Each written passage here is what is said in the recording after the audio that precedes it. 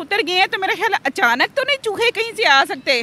2021 में बताया गया था कि 50,000 पार्लियामेंट के अंदर चूहे हैं, लेकिन अब वही तादाद 1 लाख प्लस हो गई है। क्या कहते हैं? डूबा हुआ है और बुरे हालात हैं वहाँ पर, चूहों को मारने के लिए बिल्लियाँ और फिर बिल्लियों को मारने के लिए शेर, और शेर तो फिर जंगल राज होता है मेरा ख्याल है, तो ये फिर जंगल ही बन जाएगा। पार्लियामेंट का ये हाल होगा तो फिर बाकी शहरों का और मुल्क का क्या हाल होगा? वो तो मेरा ख्याल है पार्लियामेंट में तो फिर चूहा राज हुआ ना।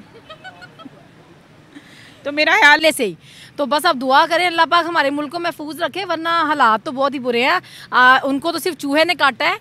अभी मैं रिसेंटली आपको एक बात बताती हूँ, मुलाजमीन में से जो है ना 1400 प्लस मुलाजमीन को फारिग किया गया है, और उनकी जगह पे जो भर्ती किए गए हैं ना, वो सारे वो भर्ती किए गए हैं जिनसे पैसे लिए गए हैं, जिनसे रोकड़ा लिया गया, माल लिया गया है।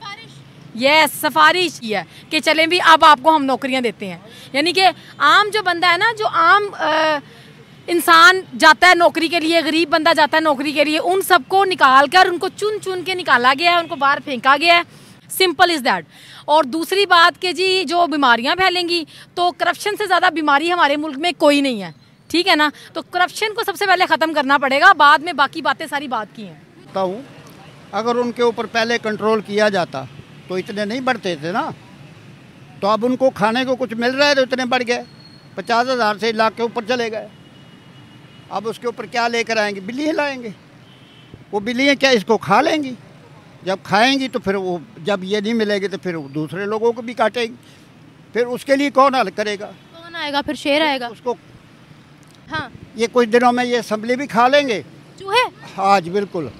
तो ये जो पाकिस्तान में थोड़ा बहुत निज़ाम है ना, ये ख़त्म हो जाएगा। भी और चूहों के काटने से खतरनाक बीमारियां भी आपको हो सकती हैं। तो हो रही है ना, इससे बड़ी को क्या बीमारियां होंगी कि उनके लिए कोई इलाज नहीं हो रहा। उनका गला कमा होना चाहिए, स्पेशली पार्लियामेंट के अंदर से तो हो जाए, तो बाकी वो अपनी ज़िंदगी जिए साइडों में, जंगलों में, जैसे तैसे भी। चूहे, हाँ, चूहों की बात करें, चूहे भी तो अल्लाह ताला की मखलूक है ना, ख़त्म तो कुछ भी नहीं हो सकता। हर मखलूक है अल्लाह ताला ने बनाई है जो, वो तो ख़त्म तो नहीं हो सकती ना।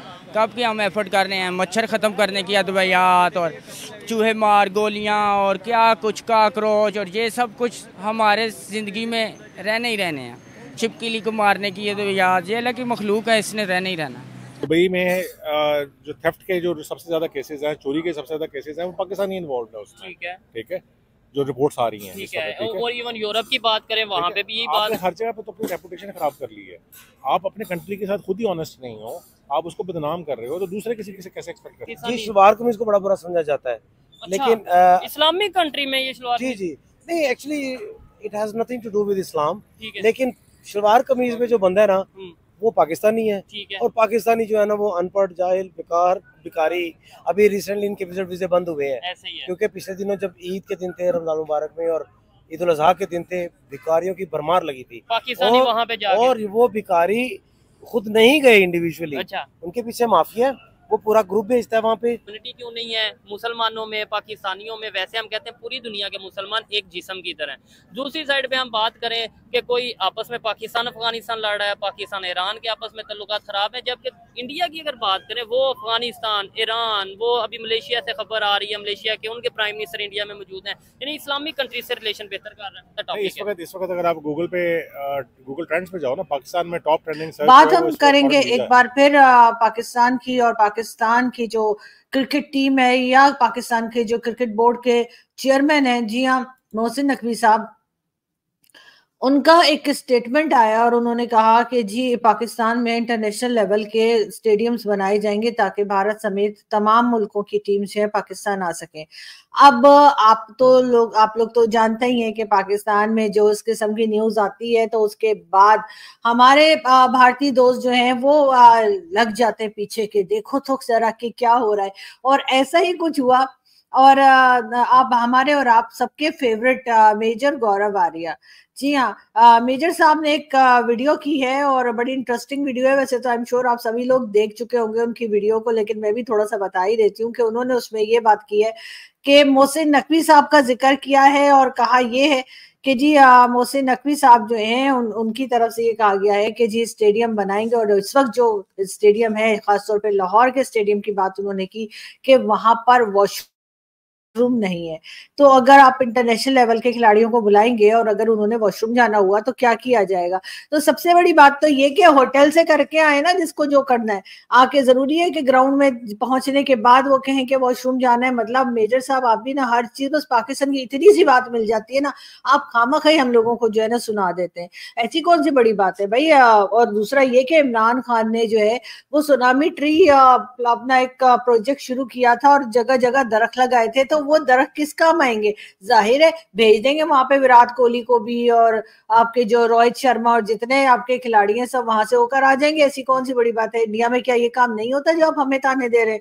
मगर ये जरूर है कि बहरहाल पाकिस्तान में ये बताया गया है कि जी स्टेडियम्स की हालत बहुत खराब है, और इसी वजह से जो है मेजर साहब ने भी अपनी वीडियो में जो है हमें बड़ी उल्टी सुल्टी सुनाई है। लेकिन खैर कोई बात नहीं। अगर मेजर साहब आपकी वीडियोस में ये बता दूं कि पाकिस्तान में काफी देखी जाती है, खासतौर पे अब तो हर छोटे बड़े इलाके में, चाहे वो KPK का हो या पंजाब का हो, मेजर गौरव वारिया जो है उनकी वीडियोस बहुत ज्यादा देखी जाती हैं, बड़े फेमस हो गए यहाँ पे। और जब इस तरह की बातें करते हैं और जब इस तरह से वो हमें ताने लगाते हैं, तो भी मेरा ख्याल है कि शायद यहाँ पर किसी को शर्म आ जाए, शायद थोड़ा सा हम लोग एहसास कर लें कि जी हमारी ये बातें जो हैं वो कहाँ कहाँ तक पहुंच चुकी हैं। और अब लोग मजाक बनाने लगे हैं, जो हम कहते हैं कि यहाँ पे हमने क्रिकेट स्टेडियम बनाए हैं और लोगों को आना चाहिए। तो जब इस किस्म की न्यूज बाहर निकलती हैं उसके बाद क्या होता है? जाहिर है कि लोग शर्मिंदा होते होंगे शायद थोड़े बहुत, लेकिन इनमें वो लोग हरगिज शामिल नहीं है जो पॉलिसीज बनाते हैं या जिनके स्टेडियम में वॉशरूम बनाना है। लेकिन खैर मेजर साहब ने ये बड़ा अच्छा एक पॉइंट जो है वो दिया है पाकिस्तान के क्रिकेट बोर्ड को और मोहसिन नकवी साहब को। शायद ये लोग कुछ एहसास कर लेंगे, या फिर जैसा मैंने कहा कि जब होटल से निकलेंगे तो होटल से अच्छे से अपना, जैसे कहते हैं, सब कुछ काम वाम करके निकले, ताकि स्टेडियम में आने के बाद खेलने के दौरान ऐसा कुछ ना हो। मेजर साहब का ये भी कहना था कि जी बांग्लादेश की टीम जो पाकिस्तान आई हुई है वो उसको जी 2G मिल रहा है, उसको 4G की आदत है, वो अपने घर फोन नहीं कर पा रहे, व्हाट्सएप वगैरह कुछ यूज नहीं कर पा रहे। तो अच्छा है ना, घर से थोड़ा सा बाहर आए हैं, कहीं पे खेलने कूदने आए, तो भाई अपना अपना स्टेडियम में जाएं, अपना होटल में जाएं और उसके बाद तैयारी करें अपने क्रिकेट की। तार साहब, भारत के अंदर बड़ी लंबी चौड़ी डेवलपमेंट्स हुई हैं, जिसमें आपने देखा कि मलेशिया के वजीर आजम आए हुए थे और बड़े वादे वईद हुए हैं। नरेंद्र मोदी साहब हर रोज मुसलमान ममालिक के करीब आ रहे हैं। जिन ममालिक की पाकिस्तान के साथ अच्छी दोस्तियां होती थी या जो कश्मीर पे बोला करते थे, आज इंडिया और मलेशिया मिलकर चाइना का मुकाबला करना चाहते हैं। और बहुत सारे एक थिंक टैंक में भी ये बात की गई है और कहा गया है मलेशियन वजीर आजम को कि वो पाकिस्तान की तरफ से ये जो दहशतगर्दी की बात की गई है। दूसरा ताड़ साहब, इंडिया और जापान का 2+2 डायलॉग हुआ है जो काफ़ी ज़्यादा, जिसके ऊपर चर्चा भी है कि एक इशू चल रहा है कि इंडिया और जापान ने भी पाकिस्तान के हवाले से बात की है।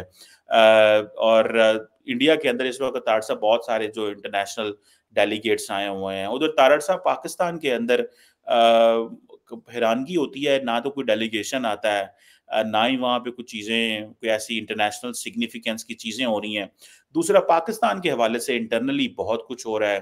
कभी हम सुनते हैं इंटरनेट बंद है, कभी हम देखते हैं कि वहाँ पे जो है वो पकड़ दकड़ हो रही है, कभी इमरान खान साहब जो है वो ऑक्सफोर्ड के लिए वो इलेक्शन लड़ रहे हैं। तार साहब, ये दोनों मुल्क बिल्कुल ही अलग-अलग चल पड़े हैं।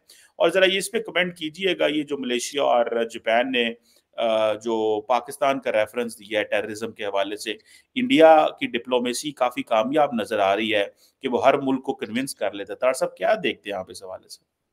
चीमा साहब, देखें, जिस तरीके से भारत मुसलसल, सबसे पहले तो उन्होंने ये सारी चीजें करने से पहले अपने आप को फाइनेंशियली स्ट्रॉन्ग किया है, क्योंकि उनको अंदाजा था कि इंडिपेंडेंट फॉरेन पॉलिसी के लिए जरूरी होता है कि आप फाइनेंशियली स्ट्रॉन्ग, आप जिसको वो कहते थे, वो जिस तरह इंडिपेंडेंट ऑटोनॉमी, स्ट्रेटेजिक ऑटोनॉमी का लफ्ज जो है वो बार बार डॉक्टर जयशंकर साहब इस्तेमाल करते हैं, और ही हैज अचीव्ड इट। मैं किस तरह बताना चाहूंगा किस तरह अचीव किया उन्होंने। अपनी मर्जी से रशिया से तेल लेना, जबकि एक दुनिया की एक सुपर पावर उसके ऊपर सैंक्शंस लगा रही हो, लेकिन अपने इंटरेस्ट के लिए रशिया से तेल लेना सबसे बड़ी मिसाल, सबसे बड़ी मिसाल। सारी दुनिया एक तरफ थी, दूसरी तरफ भारत ने अपने नेशनल इंटरेस्ट, अपने अवाम के इंटरेस्ट के लिए वहां से तेल लिया, एक बहुत बड़ी बात। उसके बाद आज अगर देखा जाए, आज करंट सिचुएशन, मोदी साहब यूक्रेन जा रहे हैं, यूक्रेन की जंग इस वक्त अपने पीक पे जा रही है।